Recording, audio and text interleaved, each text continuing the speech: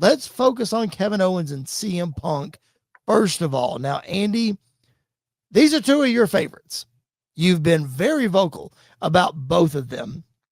Now, Wade Barrett on commentary said they could not discuss the history between these two. And honestly, I think that kind of hurt their promo on Friday Night SmackDown, at least from the fans' eyes. A lot of smart people know what's going on, but could you, Andy, give us just a little bit of the history as to why these two guys don't like each other? So the main part of it goes back all the way to when Punk did the podcast with Colt Cabana after he left WWE. And they got slapped. Back to that, I feel like. It does. And they got slapped with a lawsuit from the stupid doctor that gave that when Punk had staff, told him he was fine, told him to go back out to wrestle. He was suing them over that episode. And so as part of that, both Punk and Cabana agreed. And then, again, this is all alleged. So, like, it's not necessarily fact. It's not, I don't know how factual it is, but this is just the part of it. Punk and Cabana decided that they were going to, because the doctor still worked at WWE, they were going to cut ties and not talk to anybody at WWE just to be safe from that lawsuit that they were in. And both of them agreed to it. And then this was still when Kevin Owens and Sami Zayn were in NXT. There was a live show in Chicago where Cabana and Owens and Sami met to go get pizza together. So Cabana went back on his deal. So that's where the fallout happened between Punk and Cabana. That's where the fallout happened with Punk and Sami Zayn and with Kevin Owens. And so obviously there had been some things that both of them have said in interviews where they never outright named each other, but from context clues, they more than likely were talking about each other. So this is another one of those kind of like Punk and Seth and Punk and Drew, where they just don't really like each other. Sure. And I think the promo between the two of them is one of, if not the best segments of the year in WWE. Like, I think they absolutely killed what they did on Friday. I thought it was really, really, really good. Like, yeah.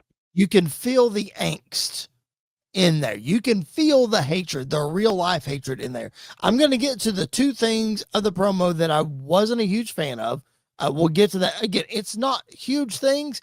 I just think they need more context. So the first thing is something that Sam Roberts brought up on his show, that this hatred between these two goes all the way back to CM Punk's Ring of Honor days. Yeah, there's that too. With Kevin Owens in his wrestling gear and wrestling in a t-shirt versus, and he tried wrestling in a singlet, and something about Punk said it was the most disrespectful thing he'd ever seen, blah, blah, blah. Something to that effect. This was young Punk too. Exactly. But so that's where the comment from Friday, "Oh, you're in your gear already," came up, and nobody got it. Andy, no, like the crowd just didn't get it. Yeah. You know, the other comment, the skinny fat comment, like Punk tried to go to it twice. Yeah. And nobody got it.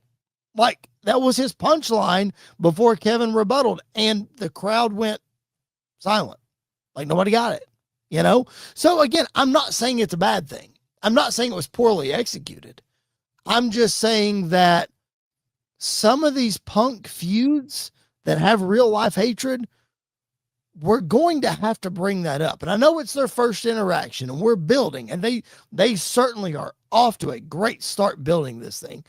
But Andy, I just think that we need to find a way to say some of these things so that people can be invested in why this is such a personal rivalry.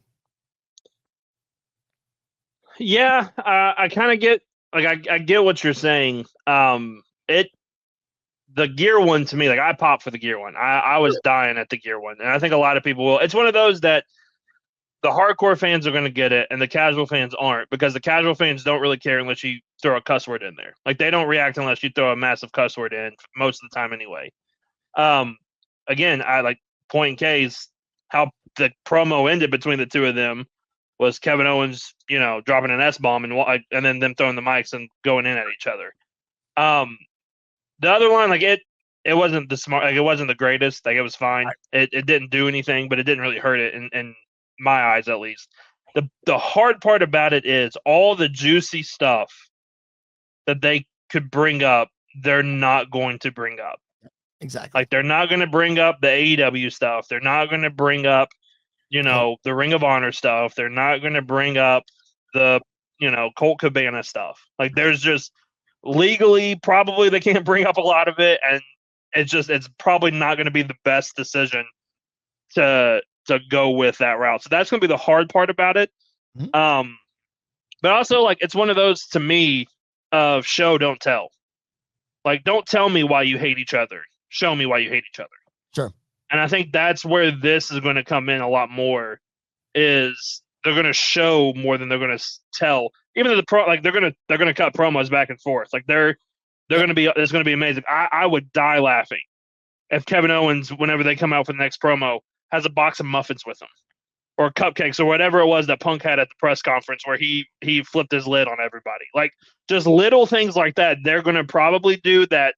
If you know, you know. Yeah. But if you don't know, you're probably going to look it up, and then you're going to start to be more and more invested in it. And I hope that's what happens, because listen, most wrestling fans right now don't know about all the ins and outs of Punk's Ring of Honor situation.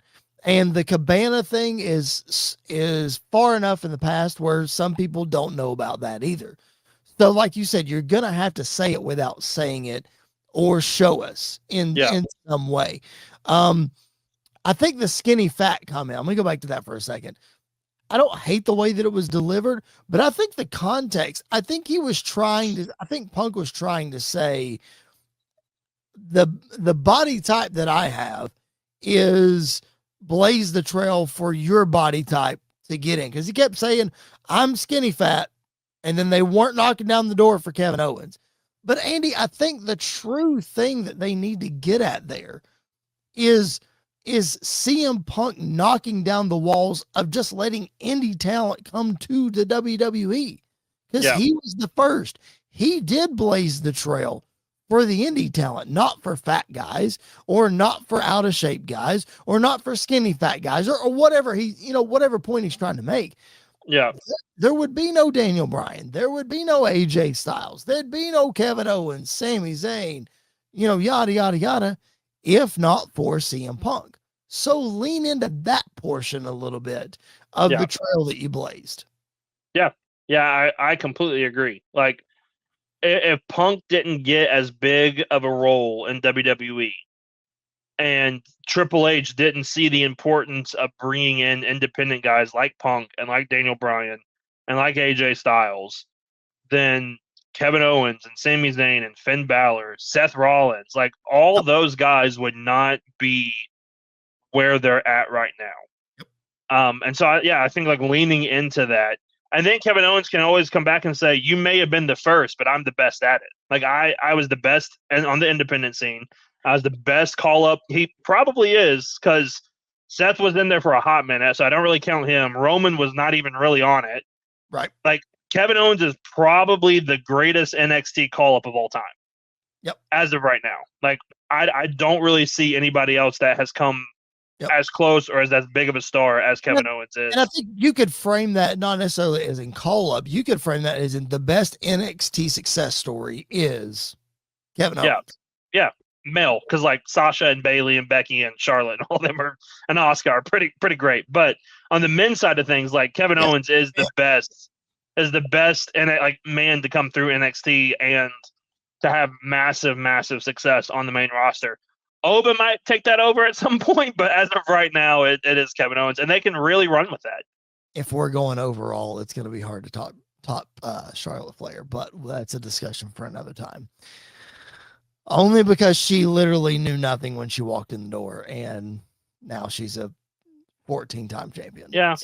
So again, that's an argument. Is she a 14-time champion because of her talent or because of her name? Probably both, but that's some of them are both, but a majority of them are the name. A fun discussion for another time. But the CM Punk versus Kevin Owens match happens in 2 weeks, Andy. August 21st, Toronto, SmackDown, before Sunday night's main event in Atlanta, before Worlds Collide in Chicago, and before Money in the Bank. So, do we get a trilogy out of this? What are we doing after this? Like, this is really, really soon. I would be hard pressed to believe that this is just a one-off. I would too. I would hope I hope it's not. But we talked about it, like, it's very hard to make Punk a heel. He will be a heel in Toronto for this match. He will feel what John Cena felt in Chicago in 2011. Like, he will be booed out of the building. I wouldn't be shocked if they did a title change in Toronto and gave Kevin the title for a little bit. Like, let Kevin hold it till Money in the Bank, or even, like, let him hold it till Survivor Series or something like that, just to bring in something different.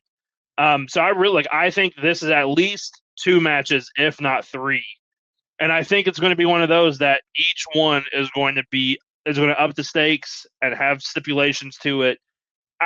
It's going to remind us a lot of Punk versus Drew McIntyre, I think, but with a title, and they're probably going to go a lot further than Drew and Punk did in a lot of ways.